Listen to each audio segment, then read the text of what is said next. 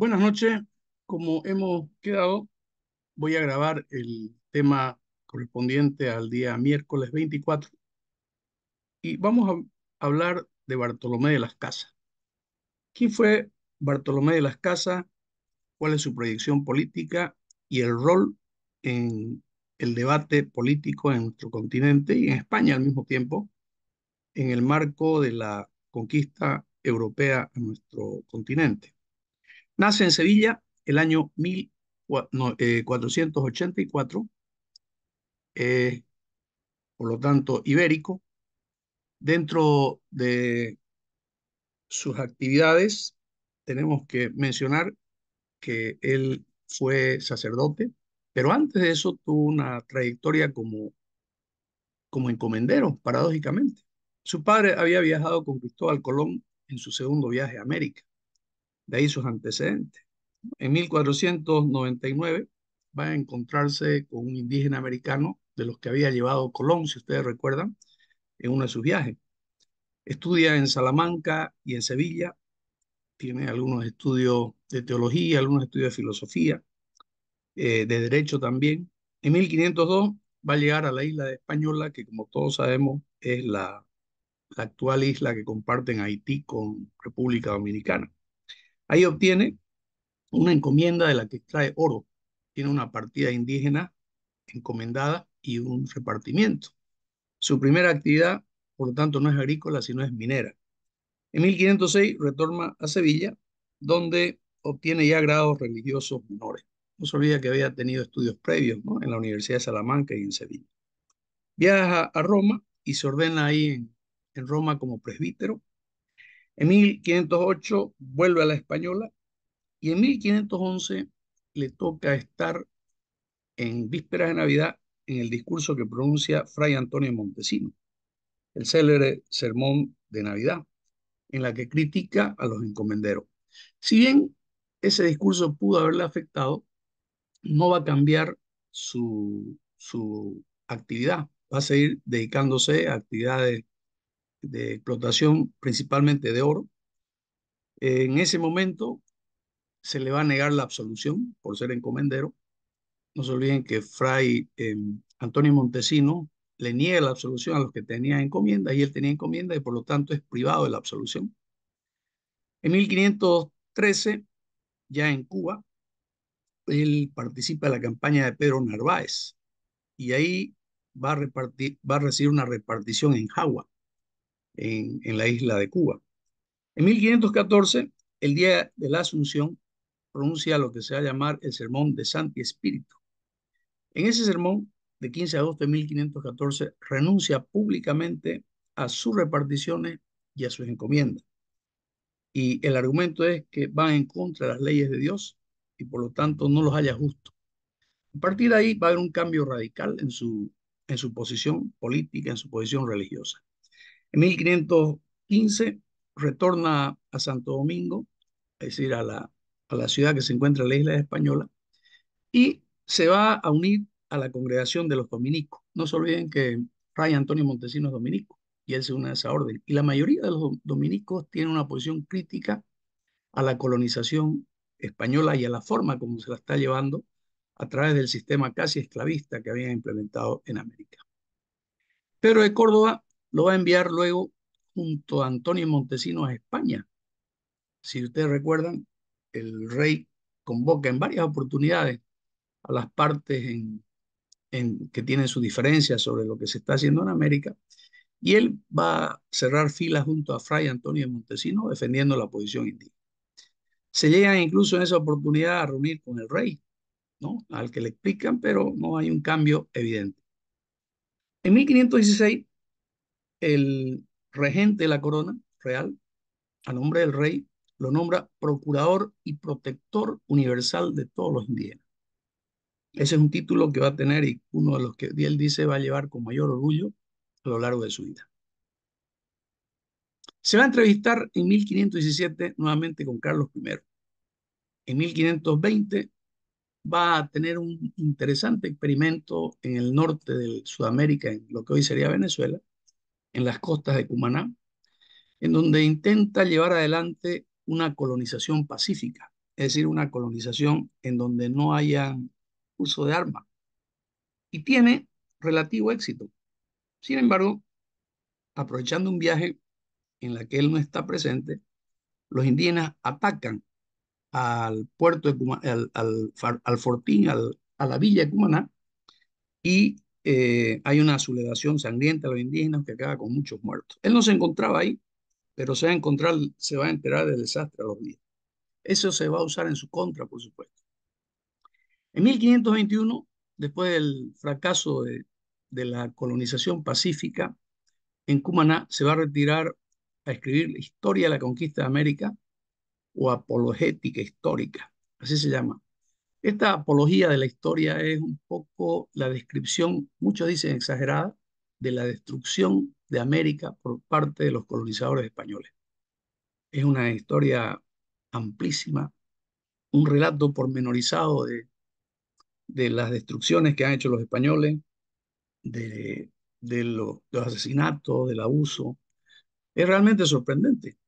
Es el primer texto escrito, organizado y con cierta coherencia, que hace un relato de cómo fue la destrucción de las civilizaciones indígenas y de los pueblos indígenas, aunque no hayan llegado a la civilización.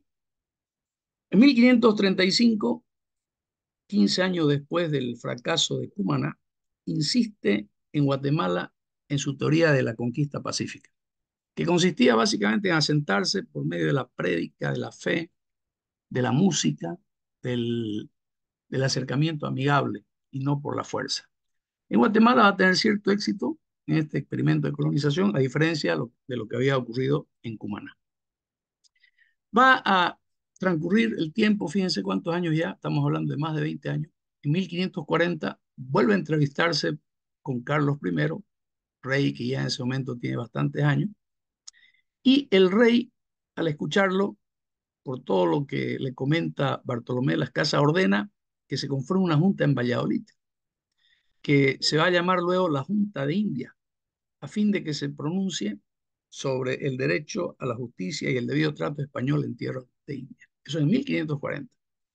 Claro que el debate de Valladolid va a tardar todavía una década, pero ya se forma una junta.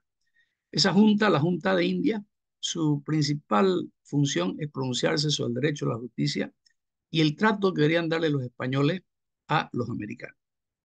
En 1542, la Junta de India dicta las nuevas leyes de India. Si ustedes recuerdan, habían las leyes de Burgos en 1512, las leyes de 1516, y están estas leyes nuevas que ordenan, ratifican en realidad lo que habían dicho las anteriores y un poco las amplía.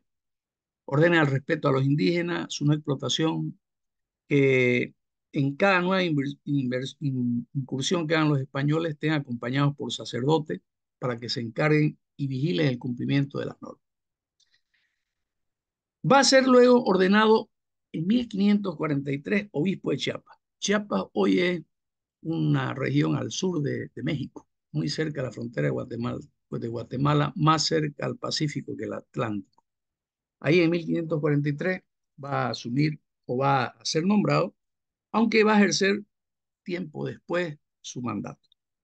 En 1547, después de algunos años en Chiapas, vuelve a España con el objetivo de seguir denunciando ante la Corte y ante la Junta de India y, si es posible, ante el rey, el trato que se le da a los indígenas. Al llegar, se encuentra con que en España el rey, el Consejo Real de Castilla, ha autorizado la publicación de un libro de un esclavista, de un experto en Aristóteles. Estoy hablando de Juan Ginés Sepúlveda, quien había obtenido la autorización real para publicar un libro de Justis Belli Causa Apud Indus, de las justas guerras o de las causas de la guerra justa contra los indios, en la que él, Juan Inés Sepúlveda, no solamente legitima, sino cree que lo que se está haciendo es una decisión en función a los principios y a los mandatos de la propia iglesia. A diferencia de lo que denuncia Bartolomé de Las Casas o en su momento Fray Antonio Montesino, el Juan Ginés Sepúlveda dice que lo que se está haciendo es correcto desde la perspectiva del derecho natural y correcto desde la perspectiva del derecho divino. Claro, se espanta Bartolomé de Las Casas y cuestiona que ese libro se haya autorizado que se publique, aunque no se haya publicado todavía, porque quien tiene competencia sobre las Indias es la Junta de India, ¿no? No es la Junta o la Corte de Castilla. Ese es el reclamo que él hace. Entre las obras, lo vamos a ver luego cuando lleguemos al debate de Valladolid. Entre las obras, él tiene una enorme, monumental obra bibliográfica, ¿no? Les podemos comentar las más conocidas: Historia de la destrucción de India, Apologética histórica sumaria, que es un resumen del anterior título, Los 16 remedios para la reforma en las Indias o de las Indias, El confesionario, Del único vocatio modo, Suma apologética, 30 propuestas muy jurídicas, ¿no? Todas esas son unidas transversalmente por el mismo mensaje: la injusticia cometida por España, la no posesión de títulos legítimos de España para privar de la libertad y de sus tierras a los indígenas, y de la injusticia de la guerra, ¿no?, que se le hace a los indígenas.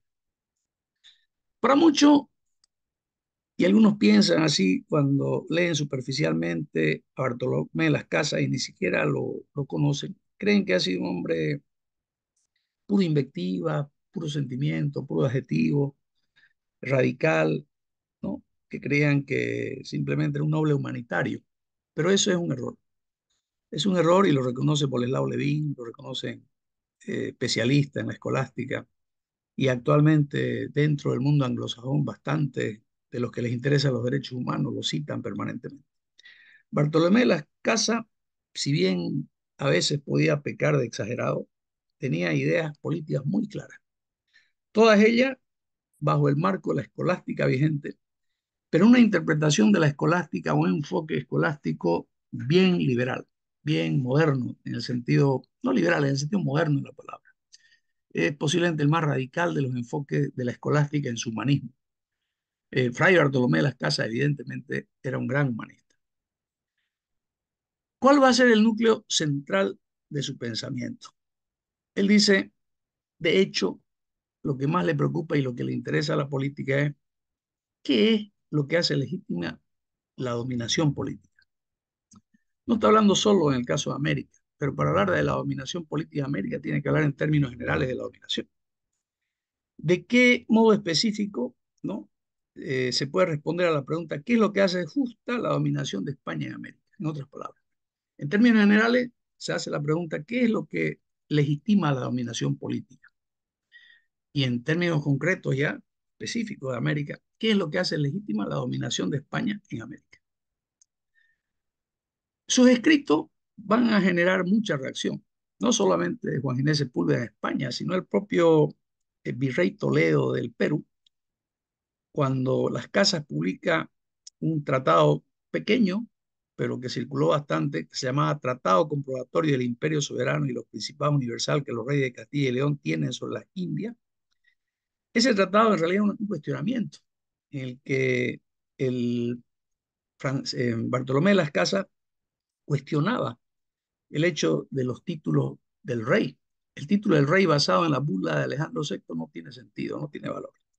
En cambio, Francisco de Toledo, virrey, escribe y dice que la dominación española de estos reinos, es decir, es mucho más legítima que el de los incas, por una sencilla razón. El rey de España es legítimo porque es cristiano. Los reyes incas o los incas eran idólatras, no eran paganos, por lo tanto, ¿cómo podía ser legítima la dominación?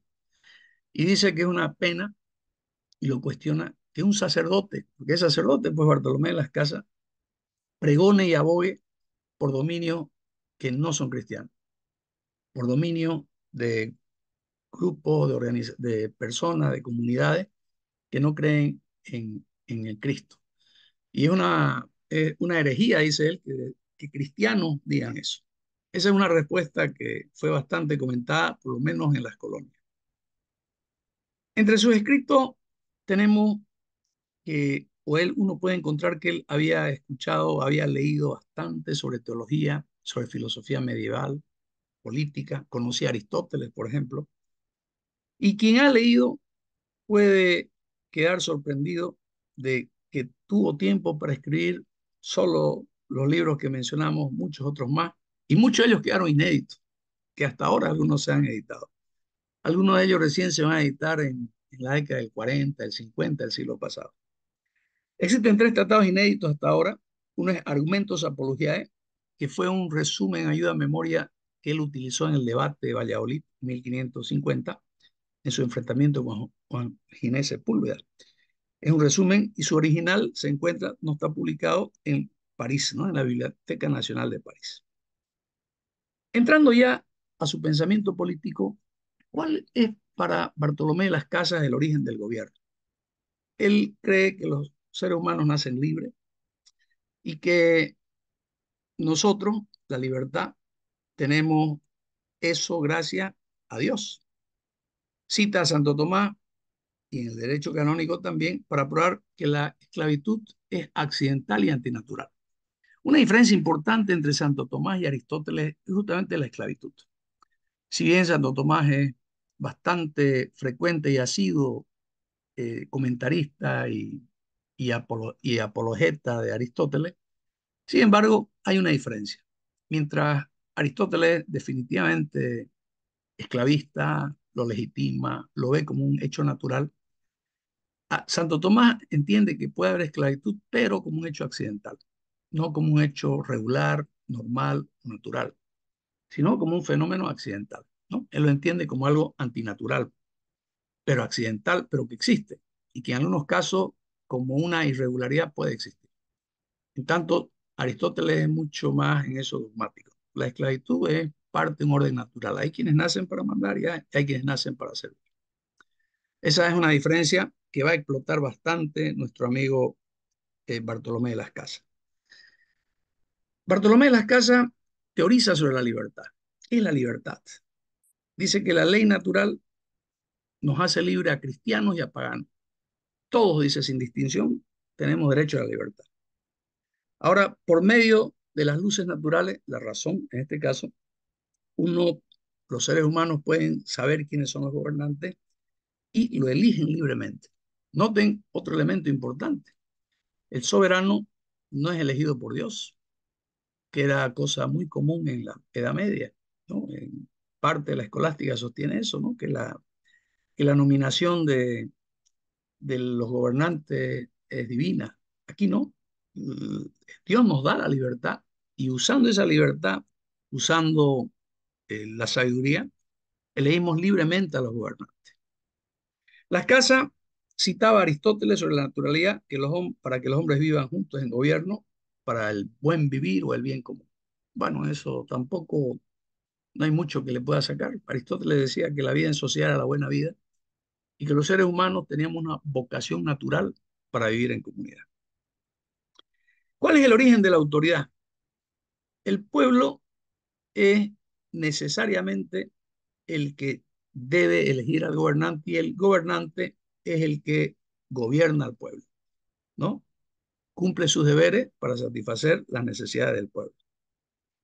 Por lo tanto, en una sociedad políticamente organizada se necesita un gobierno basado en la elección de seres humanos libres y que la vida en sociedad, que un orden político, coincidiendo con Aristóteles, debe cumplir, en este caso ya para Bartolomé de las Casas, dos condiciones. La primera, que los hombres vivan en un pueblo, en una comunidad, no en una ciudad, es decir, que vivan juntos, organizados. Y la segunda, que sean libres. De nada sirve vivir organizados si son esclavos, dice, ¿no? Para la buena vida, para una buena vida, emulando, repitiendo Aristóteles, dice que debe vivirse en comunidad, pero también en libertad. Respecto al Papa, es un tema delicado para él. ¿Por qué es un tema delicado? Porque no solo es que él es sacerdote. Y él empieza y lo dice, pero luego no se retracta, pero no habla mucho luego sobre eso. Tiene sus dudas sobre si los títulos, la bula que le dio el Papa al rey en 1493, al rey de España, es suficiente para legitimar los títulos de España sobre el continente. Las casas sostienen que cualquier autoridad que el rey de Castilla tenga sobre las Indias se deriva de la nación papal. Y es pertinente, por tanto, examinar la autoridad del Papa, porque no hay otra esa. ¿Qué otro papel, qué otro título, qué otro argumento, qué otro aspecto de legitimidad tiene el rey para decir que tiene dominio sobre América. El único que tiene es la donación papal, es decir, la bula de 1493. Y si esto es así, hay que examinarlo. Él dice que evidentemente el Papa tiene jurisdicción sobre todos los cristianos, sin ningún tipo de duda. Pero lo que no está claro, si tiene jurisdicción sobre los no cristianos. Entonces ahí hay un tema. No queda duda, dice, que los cristianos están bajo la jurisdicción del Papa. Pero los no cristianos, ¿será que están bajo la jurisdicción del Papa? Como él se da cuenta que ese es un tema muy religiosa, teológicamente muy complicado, manda una consulta al Vaticano a ver cuál es la opinión de Roma. Y finalmente, sin respuesta, llega a una conclusión. El Papa es el pastor, cabeza y prelado de los no cristianos, en ciertos casos en acto y en otros en potencia. Ah, caramba, él dice que es pastor y prelado también de los no cristianos, pero no tiene autoridad coercitiva, sino que una jurisdicción voluntaria. Mientras el Papa tiene jurisdicción coercitiva sobre los no cristianos, él tiene una jurisdicción voluntaria. El Papa no puede forzar a los infieles a que sean cristianos. Cristo dice, nunca usó la fuerza. Cristo no usó la fuerza para ser cristiano, a nadie en su momento. Por lo tanto, el Papa tampoco tiene el poder de usar la fuerza contra los no cristianos, ¿no? Es decir, solamente se puede hacer voluntariamente el llamado a que sean cristianos. El uso ilegal de la fuerza para llevar a los indios a aceptar a Cristo acarrearía grave daño a todos los que en ello participen, sostiene. Es más, llega a afirmar que es un pecado. Que el Papa quiera hacer más que Cristo. Cristo no arreó a nadie, no acarreó a nadie, no empujó a nadie, ni hizo presión ni fuerza para ser cristiano a la gente. Lo hizo con el convencimiento, con los argumentos. Que el Papa quiera hacer lo que no hizo Cristo realmente es caer en contradicciones, ¿no? Porque el Papa no puede ser más que Cristo. Ahora, él es enemigo del uso de la fuerza y hay excepciones para el uso de la fuerza. No es que diga que no, siempre hay un uso legítimo de la fuerza. La Casa reconoce que los malos medios nunca pueden llegar a buenos fines. Es decir, si uno quiere medios nobles, y eso se sustenta en Santo Tomás de Aquino, debe utilizar medios nobles. El Papa, por lo tanto, no tiene autoridad para privar a los no cristianos de sus tierras, de sus propiedades, ni mucho menos transferir a los indígenas a un monarca. No, el Papa no puede hacer eso. Es decir, por la fuerza no se puede, solamente voluntariamente. La Casa considera que puede emplearse el uso de la fuerza solo para apartar los obstáculos que se interpusieren para la prédica de la religión, ¿no? En el camino de la conversión. Eso sí pudiera.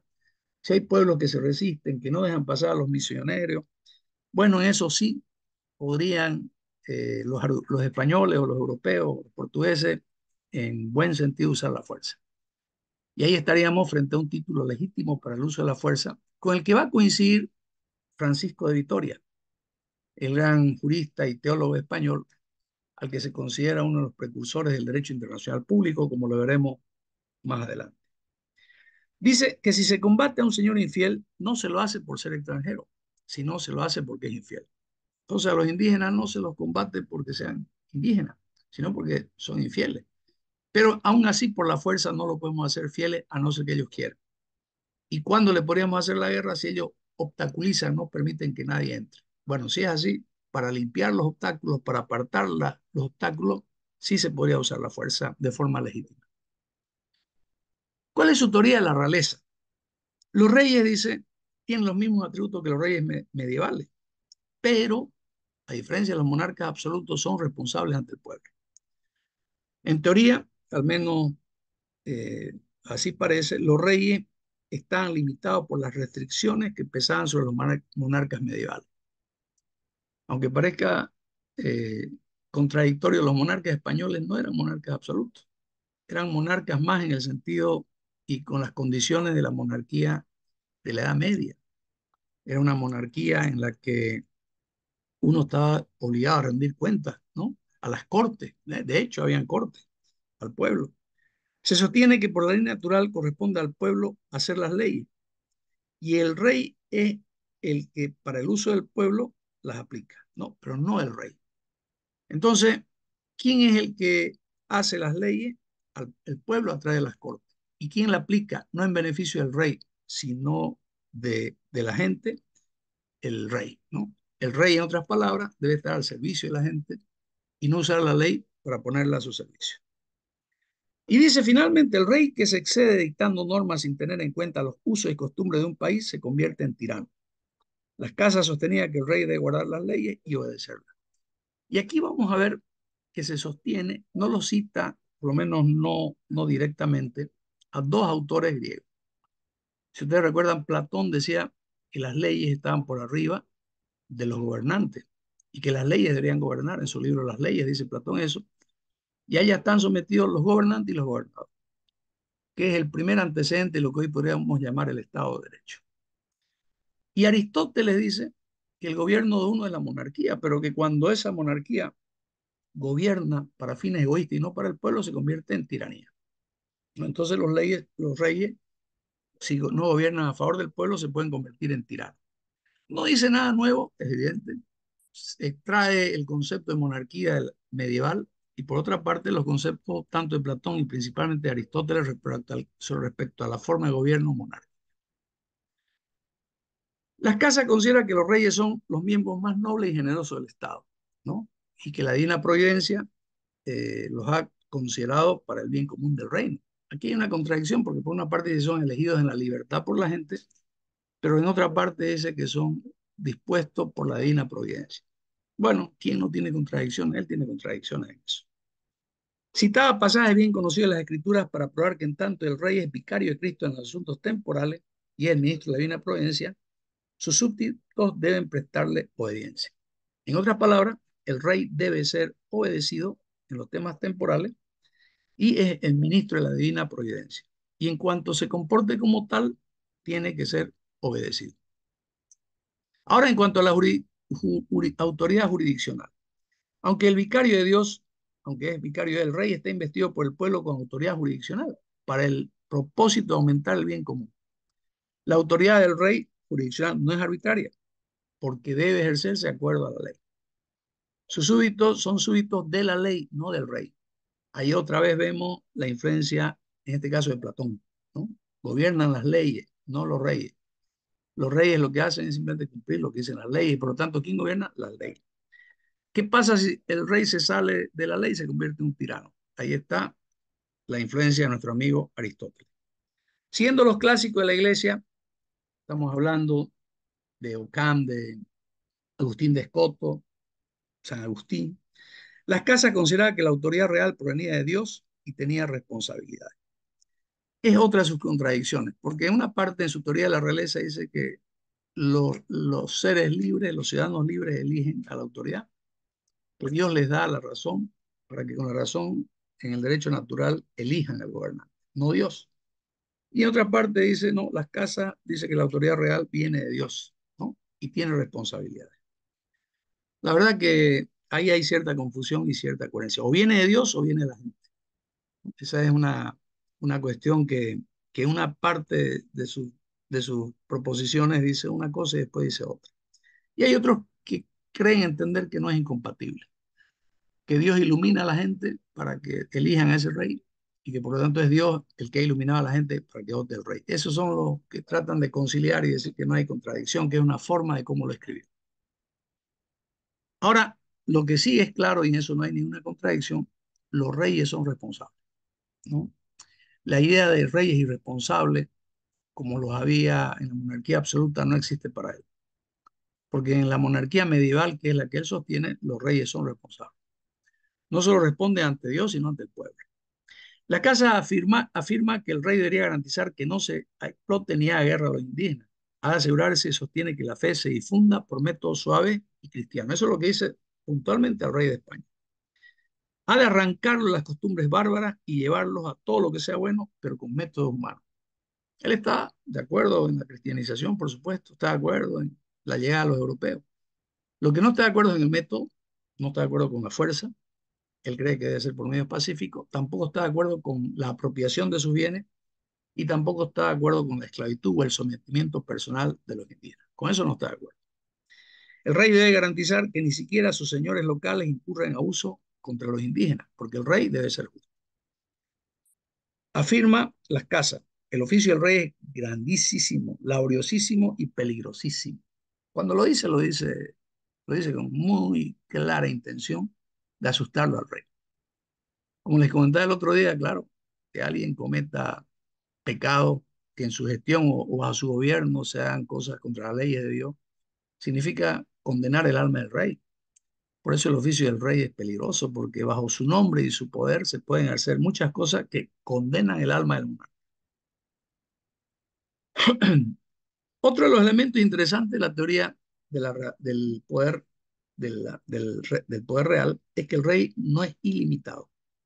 La autoridad jurisdiccional del monarca es limitada por las leyes, ¿no? Es decir, no debe ser arbitraria, no, es limitada y además debe garantizar la libertad. No puede imponerse a la gente, dice, esclavitud ni trabajo, a no ser que la gente quiera voluntariamente aceptarlo. Y eso lo dice básicamente por América. No se le puede imponer trabajos obligatorios, forzosos o algún tipo de esclavitud si ellos no están de acuerdo. Sostiene que tanta la responsabilidad del rey que dar un puesto a un juez a un hombre avaricioso es injusto e irrazonable como poner la espada en manos de un loco. Miren esa metáfora tan bonita, ¿no? Darle poder a alguien avaricioso es tan injusto e irrazonable como poner la espada en manos de un loco. Parte del principio medieval que ningún rey puede ordenar nada contra el bien común. Luego habla de la alienación. ¿Qué es la alienación? La capacidad de vender, de transferir, de regalar, de donar. ¿Qué puede alienar, qué puede vender, qué puede transferir el rey y qué no? Y ahí él dice que el rey no puede alienar gran parte de los bienes que están bajo su autoridad, ¿no? Como autoridad jurisdiccional tiene muchos límites.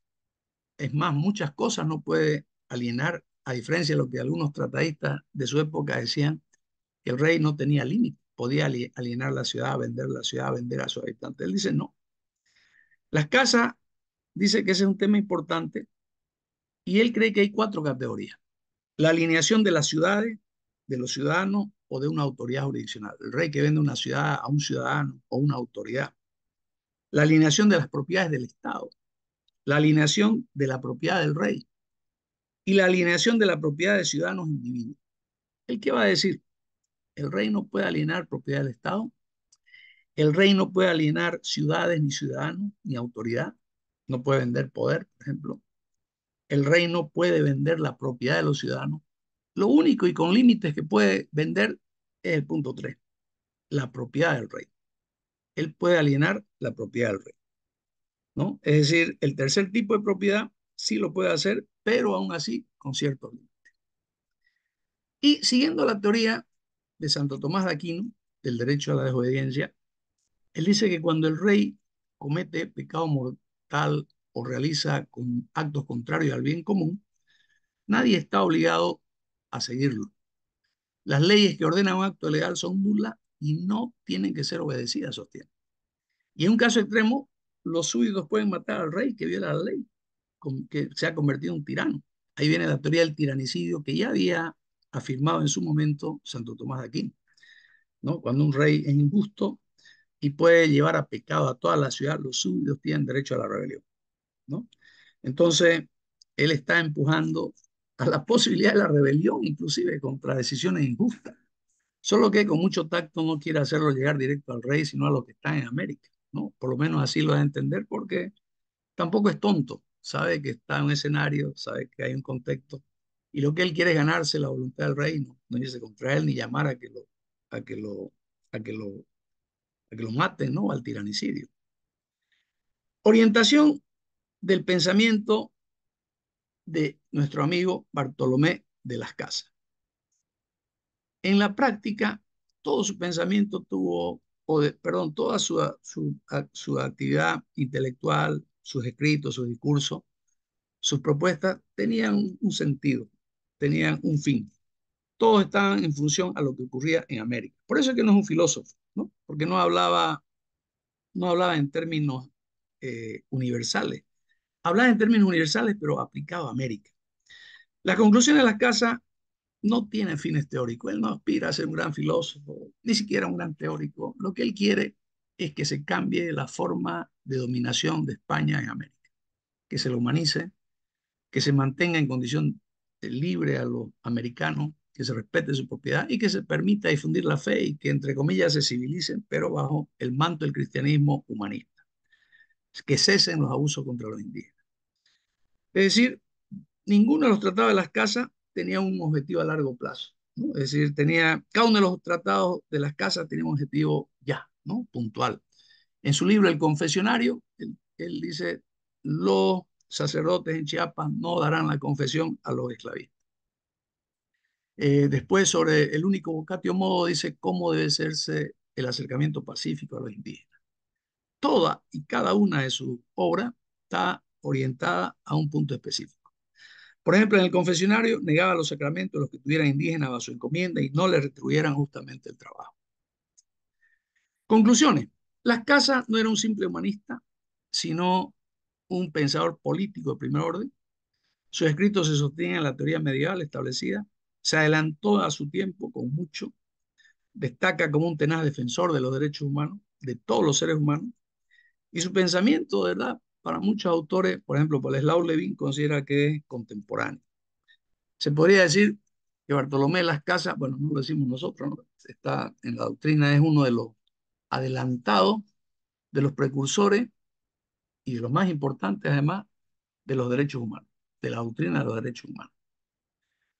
Además de eso, hay que incorporarlo a esa playa de latinoamericanos, aunque él era español, de latinoamericanos cuyo pensamiento estuvo centrado en América.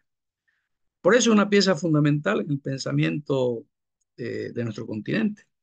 Al extremo que Bolívar lo cita, lo vamos a ver cuando veamos a Bolívar, Martí lo cita, Mariátegui lo cita, ¿no? ¿Cómo será la trascendencia de este autor? Podríamos sintetizar que los primeros textos que se hacen sobre la realidad de América lo va a hacer nuestro amigo Las Casas, textos completos, libros completos. Y con la gran ventaja respecto a Juan Ginés Sepúlveda, que también escribió un libro sobre América, pero lo escribió en España, es que Bartolomé de Las Casas vivió más de 40 años, más de la mitad de su vida en América, mucho más. Y eso le da una legitimidad impresionante, ¿no?, a su trabajo. Bien, eso era básicamente lo que queríamos compartir. La idea es comentar esto que hemos visto ahora el día viernes para entrarnos luego a lo que va a ser el debate de Valladolid. Muchas gracias, muy buenas noches.